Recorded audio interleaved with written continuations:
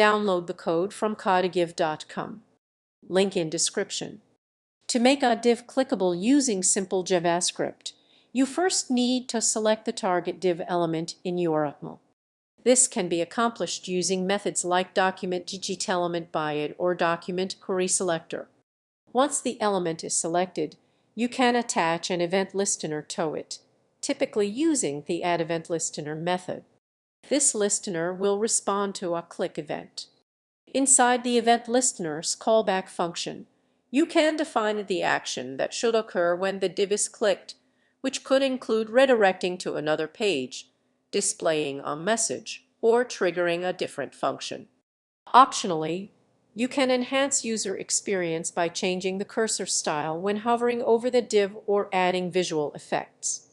This approach allows for a straightforward and effective way to make sections of your webpage interactive without needing complex frameworks or libraries.